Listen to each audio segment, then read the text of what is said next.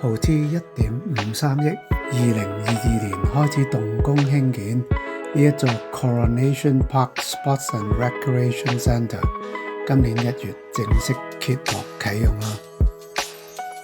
睇見呢一座外觀咁獨特、咁靚嘅體育康樂中心，我哋都急不及待去參觀下。佢唔單止係 Edmonton 最新落成嘅 Rec Centre， 仲係北美第一個室內3項鐵人賽嘅訓練場地。體育中心周圍有大量車位，隔離就係大家熟悉嘅科學館 Taylor's World of Science。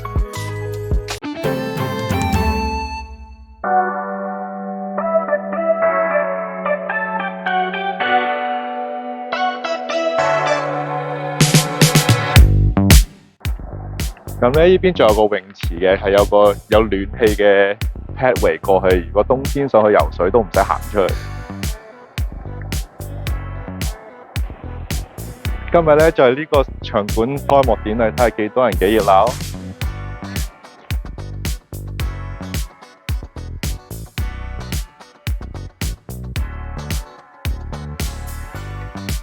內設施應有盡有，333米賽跑道，250米長世界級嘅單車賽道 ，Training Studio、健身中心、多用途運動場、攀石場、50米標準泳池、桑拿房、蒸汽浴室、兒童室內遊戲場。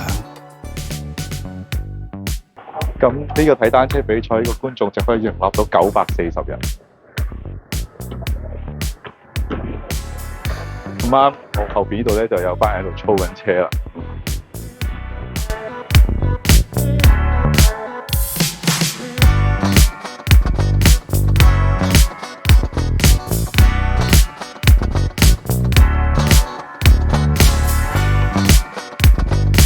三項鐵人除咗單車同游水，當然仲有跑步啦。呢度樓下就有個跑步徑。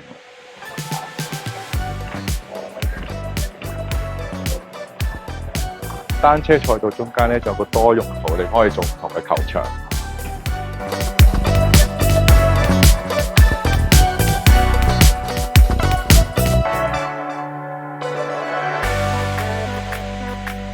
呢度咧仲有幾個training studio 可以喺度 work out 嘅。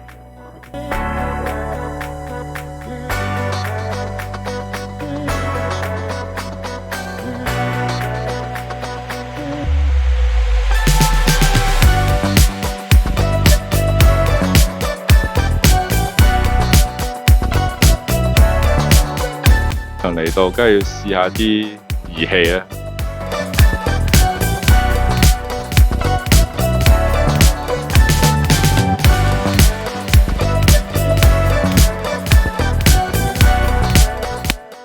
呢度仲有好多儲物櫃，可以俾啲運動員用。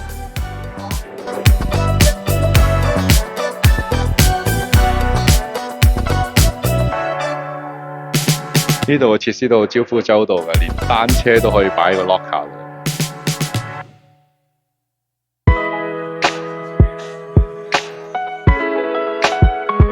今日我哋嘅新市長 Andrew Leck 親身嚟到主持開幕典禮喎。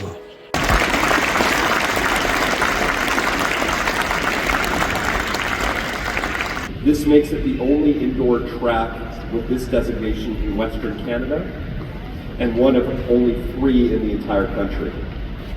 So this will position Edmonton as a destination for training, for competition, and sports development. This project reflects Council's commitment to building a city where people can choose to be active every day. Coronation is not just a facility, it's a destination, a community connector, and a place where amazing memories have been made at Peter Hemingway and will continue to be made as it moves forward as Coronation. We trust it will be beloved by residents, visitors, and athletes alike. This is truly a world-class sports and recreation center.